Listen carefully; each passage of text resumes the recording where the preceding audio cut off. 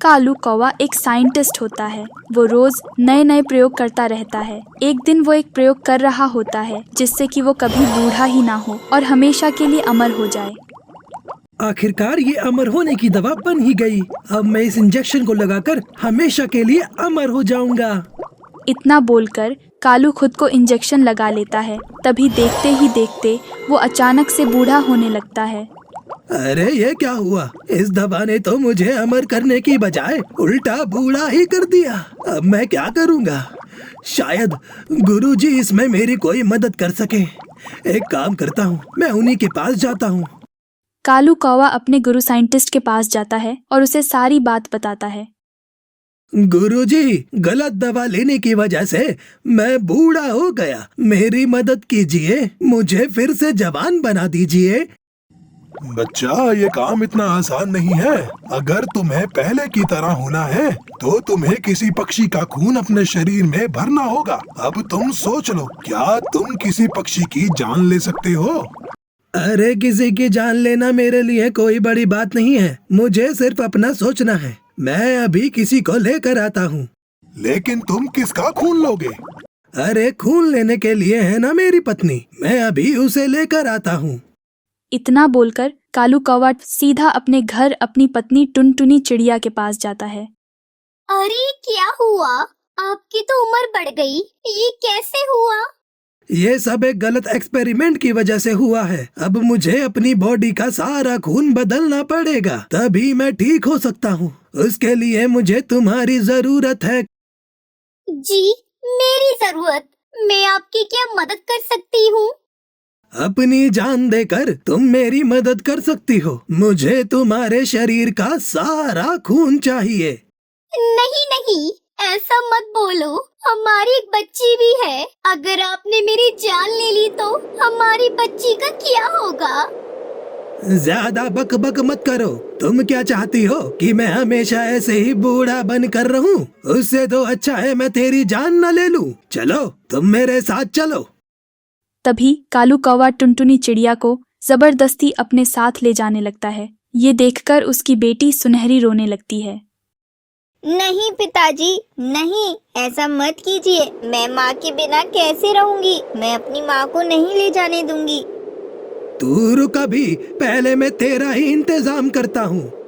इतना बोलकर कालू कौवा सुनहरी चिड़िया को एक पिंजरे में बंद कर देता है और फिर टुनटुनी चिड़िया को उठाकर वहां से ले जाता है। बेचारी सुनहरी किसी तरह पिंजरे से निकल जाती है और कालू कौवे के पीछा करती है। कालू कौवा गुरुजी के पास पहुंचता है और सुनहरी चिड़िया छिपकर सब कुछ देखने लगती। ये देखिए गुरुजी, मेरी पत्नी। अब आप जल्दी से इसका खून निकाल कर मेरे शरीर में डालो।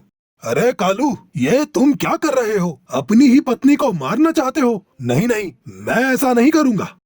देखो गुरु, अब आपको ये करना ही पड़ेगा, नहीं तो मुझसे बुरा कोई नहीं होगा। तभी गुरु भांप जाता है कि ये आज किसी भी कीमत पर टुनटुनी को छोड़ना नहीं चाहता। तभी गुरु टुनटुनी चिड़िया की तरफ आगे बढ़ता है। फिर अचानक से सुनहरी बोल पड़ती है। नहीं नहीं, मेरी माँ को छोड़ दो। मेरी माँ मर जाएगी। तभी गुरु रुक जाता है क्योंकि उसे सुनहरी पर दया आने लगती है। वो कुछ सोचने लगता है कि कालू कौवा को कैसे रोका जाए। तभी वो कालू से कहता है, अरे कालू, तुम्हारी पत्नी तो बहुत दुबली पतली है। अगर तुमने इसका खून अपने शरीर में भर लिया तो खून की कमी के कारण तुम्हारी मौत भी हो सकती है। अरे गुरु, ऐसा है तो यहाँ पर मेरी बेटी सुनहरी भी है। इसका भी खून निकाल कर मेरे शरीर में भर दो। पिताजी, आप अपने लिए हम दोनों को मार डालोगे? आप कैसे पिता हो? क्या सोच रहे हो गुरुजी? जल्दी से दोनों का खून निकालो। अरे नहीं नहीं, तुम्हें एक ही पक्षी का खून लगाना होगा, क्योंकि दो पक्षी का खून लगाने से खून खराब हो सकता है और तुम मर भी सकते हो। अब मैं क्या करूं? अब मैं किसका खून निकालूं? अरे हाँ, आप किस काम आओगे? गुरुजी, क्यों ना आप ही का खून निकाल लूं? मैं अब आपका ही खून ले लेता हूँ। जब से ये बात नहीं आई मेरे दिमाग में। इतना बोलकर कालू कौवा अपने गुरु को बांध देता है। फिर वो अपने गुरु के पास जाकर खून निकालने के लिए आगे बढ़ता है। तभी गुरु ने कहा, मैंने तुम्हें बचपन से लेकर आज तक अपना शिष्य माना है। आज तुम मेरा ही खून निकालोगे। तुम खून तो निकाल लोगे, लेकिन तुम्हें इससे कोई फायदा नहीं होगा। आप अपनी जान बचाने के लिए झूठ बोलकर मेरा पागल नहीं बना सकते। अब आप मरने के लिए तैयार हो जाओ। इतना बोलकर कालू कौआ अपने गुरु का खून निकालकर खुद में लगा लेता है और तभी गुरु की मौत हो जाती है और कालू की उम्र उसके गुरु जितनी हो जाती है। अरे ये क्या, मैं तो अभी भी पहले जैसा नहीं हुआ। मेरी उम्र तो मेरे गुरु जितनी हो गई। इसका मतलब मैं जैसे पक्षी का खून लूंगा वैसा ही हो जाऊंगा। मैं एक काम करता हूँ, मैं किसी ताकतवर शिकारी पक्षी को ढूंढता हूँ, फिर मैं उसी का खून लूंगा और उसी के जैसा ताकतवर हो जाऊंगा। इतना बोलकर कालू शिकारी पक्षी की तलाश में निकल जाता है। कुछ दूर ढूंढने पर उसे एक शिकारी पक्षी चील दिखाई देता है। मुझे किसी जिंदा पक्षी का खून चाहिए, तो इसलिए मुझे इसे जिंदा पकड़ना होगा। लेकिन मैं इसे कैसे पकड़ूं? कालू कौवा इसी सोच में वहां बैठा रहता है। तभी उसके दिमाग में एक उपाय आता है। अरे हाँ, मैं ऐसा करता हूँ, इस पक्षी के ऊपर जाल डाल देता हूँ, फिर ये जाल में फंस जाएगा और इस तरह मैं इसे जिंदा पकड़ लूंगा। इतना बोलकर कालू कौवा जाकर एक जाल ले आता है और शिकारी के ऊपर डाल देता है, जिससे शिकारी जाल में फंस जाता है। आज तो तू गया शिकारी, आज तो मैं शिकारी का ही शिकार करूंगा। अरे ओ कालू, क्या तू पागल हो गया है? तुझे नहीं पता ये मेरा इलाका है और तू मेरा शिकार क्यों करना चाहता है?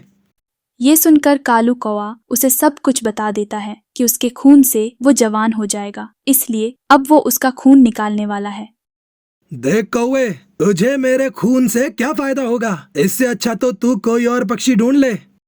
क्या तूने मुझे पागल समझा है? अगर मैंने तुझे छोड़ दिया तो तू मेरा यहीं पर शिकार कर लेगा।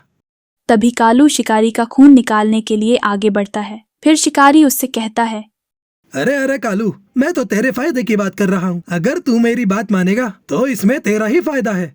तेरी आखिरी इच्छा यही है तो बता ही दे। मैं तुझे एक जगह ले चलता हूँ जहाँ तुझे मुझसे भी ज्यादा जवान पक्षी का खून मिल जाएगा। अगर ऐसी ही बात है तो ठीक है, लेकिन तुझे जाल से नहीं निकालूंगा। इतना बोलकर कालू कौवा शिकारी को लेकर उसके बताए रास्ते की तरफ चलने लगता है। कुछ देर बाद वो एक नई जगह पर पहुंचता है। अरे यहाँ तो कोई भी पक्षी नहीं दिखाई दे रहा। अरे दिखाई कैसे देगा? जब मैं बुलाऊंगा तभी तो आएंगे। और कहाँ हो मेरे दोस्तों? आ जाओ, मैं तुम्हारे लिए एक बढ़िया शिकार लाया हूँ। इतना सुनते ही कालू कौवा डर जाता है और कुछ शिकारी चील वहां आ जाते हैं। तू तो गया बेटे, यहाँ से बचकर तू कहीं नहीं जा सकता।